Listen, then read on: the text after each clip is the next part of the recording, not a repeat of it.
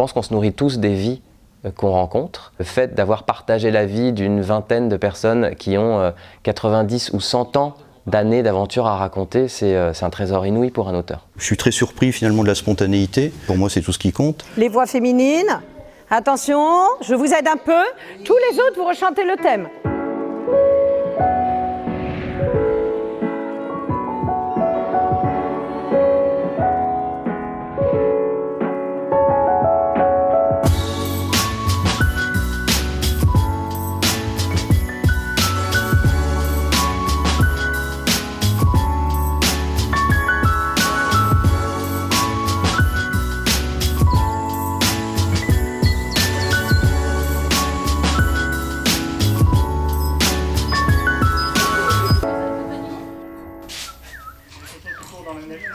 Si je devais définir en un mot culture santé, je parlerais de rencontre. D'abord entre deux secteurs, le secteur culturel et le secteur de la santé. L'art et la culture doivent être présents partout, en tout lieu. Ça apporte des choses très différentes en fonction de l'usager, en fonction de son âge, en fonction de son parcours. Et c'est toute la question aussi de la culture, c'est-à-dire comment on part des gens, comment on raconte des histoires et comment surtout des artistes, des professionnels, des auteurs vont générer par leur pratique finalement un rapport sensible en premier lieu avec les personnes. On parle par exemple d'établissements pour personnes âgées dépendantes sans mur et on voit bien comment on pourrait concrétiser cette évolution en intégrant la dimension culture dans le fonctionnement de ces établissements. C'est intégrer toutes les dimensions de la vie de la personne, qu'elle soit à l'hôpital ou dans un établissement médico-social. Le premier enjeu, c'est de pouvoir interroger le sens dans ce qui se passe et dans l'accompagnement de nos résidents. Nos établissements sont traversés par des actualités qui sont parfois difficiles et qui font qu'on a besoin de remettre du beau, de remettre du sens dans ce qui se passe. Le plus important, c'est l'ouverture sur l'extérieur. Ça permet aussi à nos résidents de s'ouvrir sur l'extérieur et ça permet aussi à l'extérieur de rentrer dans nos établissements.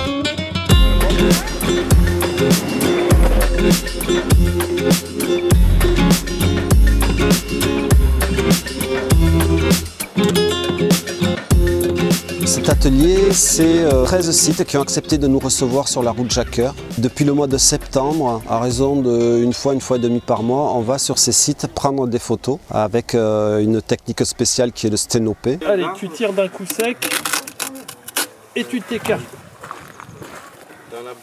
Le groupe est constitué de personnes de générations différentes, en situation d'empêchement, de handicap. Et ce qui est assez intéressant, c'est que assez naturellement, comme les outils sont faciles à manipuler, ça permet d'approcher la photographie vraiment sereinement pour eux. Il y a plein d'à côté qu'on a découvert avec la vie de groupe. Il y a une entraide extrêmement importante entre les générations, enfin, un respect mutuel.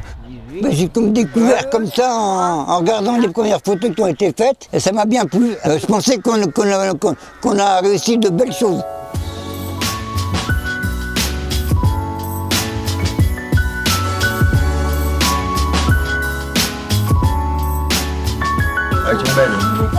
C'est la première fois que je fais ça. Et je trouve que c'est intéressant. Et le but, c'était vraiment d'associer plusieurs établissements entre des IME, donc qui sont des établissements médico-éducatifs, donc avec des jeunes, les associer avec des personnes adultes et une Marpavi qui est une maison de retraite. Ouais.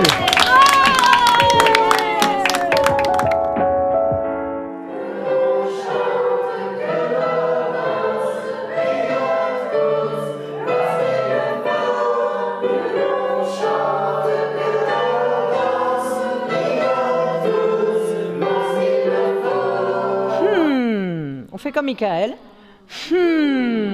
Encore. Le fait de relier santé et culture nous donne en fait un élan qui les amène peu à peu vers de la créativité, de mieux se sentir avec soi-même, et puis aussi des prestations. C'est-à-dire qu'après, ils vont montrer le travail qu'ils ont fait, qu'ils ont créé, et donc une valorisation également. On sait très bien que quand on touche sur le plan artistique, on touche à la sensibilité, aux émotions, et donc après d'apprendre à gérer ces émotions, c'est bien pour la santé. Retour vers le futur. Avec Doc et Marty. Avec Doc et Marty. Catherine Bonny a la magie dans ses mains. Elle arrive à faire que, même avec nos problèmes, qu'elle ne connaît pas forcément, elle arrive à tous nous regrouper et elle arrive à nous apprendre à faire des choses professionnelles dans le chant sans complètement changer notre personnalité. Elle respecte l'handicap de chacun. Elle le rend comme un diamant en fait. chanter en grand à ciel ouvert, j'ai envie de dire, c'est une grande satisfaction, c'est une grande fierté et puis un grand plaisir. Ça fait du bien de chanter. Val, Val, Val, Val, Val, Val. Pas trop vite. J'aimerais voir ce qu'on va devenir. J'aimerais voir ce qu'on va devenir.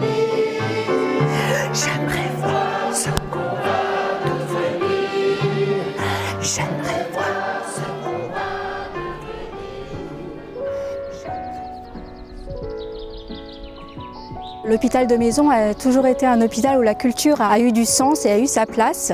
Et depuis, effectivement, le programme Culture à l'hôpital qui est devenu Culture Santé, ça a permis de donner une structuration au projet culturel de l'établissement. Oui, ça va là, comme ça. Le but, c'est que les patients participent au processus de création. Il y a quand même un minimum de réflexion, d'études, de recherche. Et puis régulièrement, on travaille la terre, donc sous forme de plaques.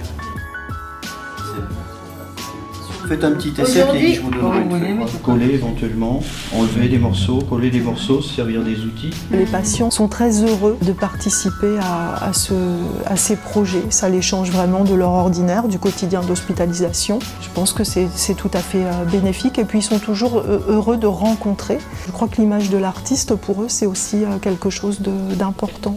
Pour les patients en psychiatrie, il y a la même chose que ce qu'on ressent quand on va voir un spectacle ou un concert. C'est vraiment ce sentiment de pouvoir être au plus près de ce qu'on ressent.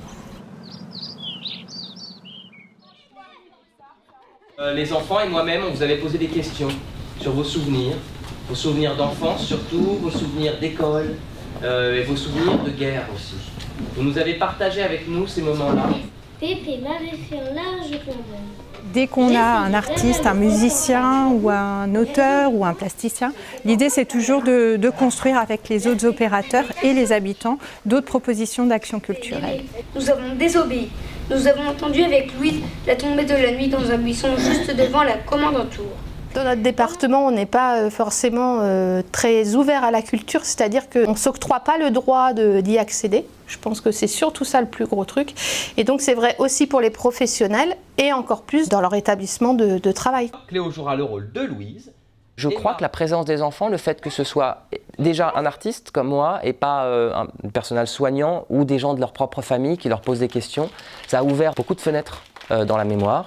Et je crois que le fait que ce soit avec des enfants, il y a eu cette espèce d'envie de transmettre encore plus forte. J'ai l'impression qu'il y a des souvenirs qui sont revenus parce que c'était en présence d'enfants.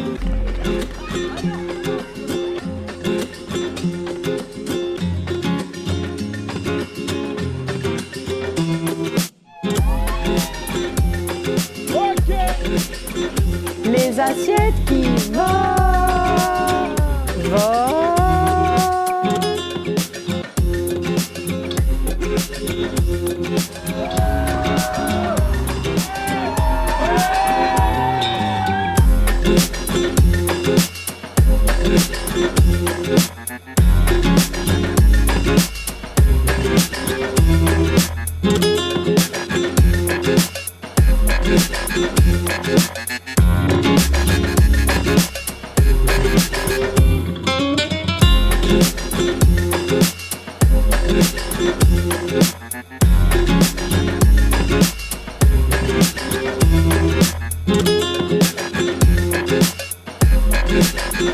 Thank you.